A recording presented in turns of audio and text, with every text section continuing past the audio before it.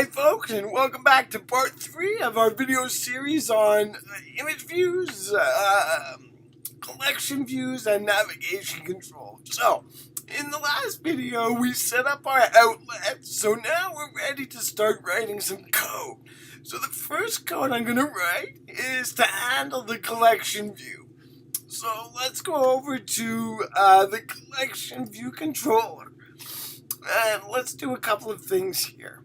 The first thing is we need some images to work with. So this little app is about showing some images. So let's get the images in place first. The place you put images is in the assets, and you'll notice there's nothing there yet.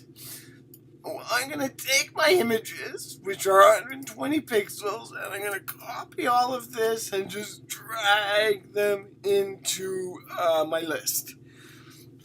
And I will make these images available in the description of this particular video. So now I have all my graphics. But notice each graphic has a unique name. So if I go into my collection view, how am I going to get all those names? Well, there's a few ways, but I'm going to use a very basic way. Let me make an array here. I'm going to say let the icon list equal an array, and I just want all the names of those graphics.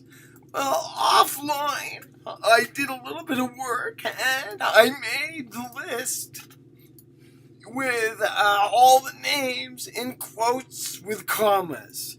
So let's go ahead and just add that in. Whoops, I put an X.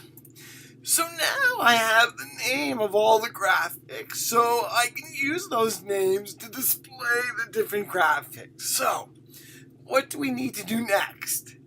Well, next I'm going to go into the view did load here, and you'll see it says registered cell classes. We're going to comment that out because we're going to use one custom view instead of using the default view, so I'm going to comment that out. Now, you've done tables before, so collections are very much like tables. We first have to set how many sections, and ours only has a single section. How many graphics do we have? Well, that's simply self.theIconList.count, right? We have as many items as there are in this array. The last step is to configure the cell. So let's do this in 2 steps to make sure it works. So right here I can do cell.background equals UIColor.grayColor. Gray color. Whoops, sorry. I'm going to do light gray. Light gray. Do light gray. Okay, so I've now set up my data source. I have all my data and I have my 3 methods set up. So let's go into an iPhone SE and let's run this and see how it works.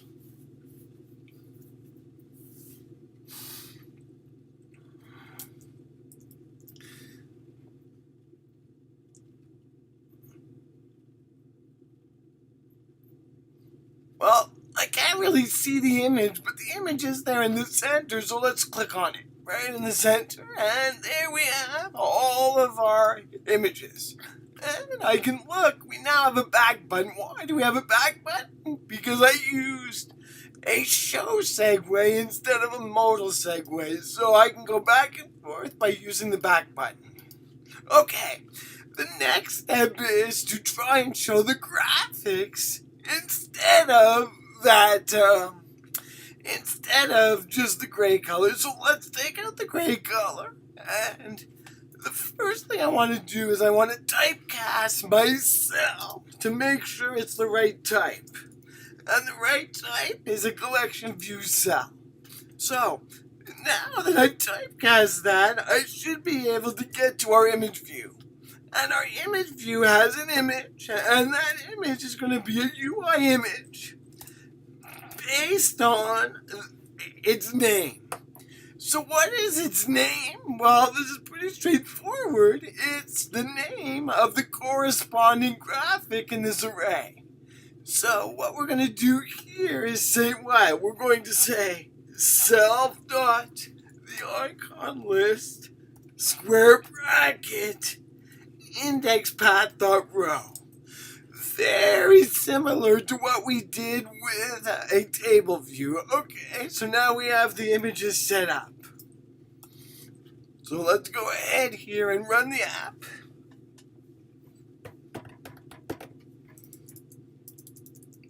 And there we have the app, and let's click. And whoa, there we go. We got our graphics. Yay! But none of them are clickable yet. But at least we have our graphics, and I can go back and forth. Okay, I think that's a good spot to end part 3.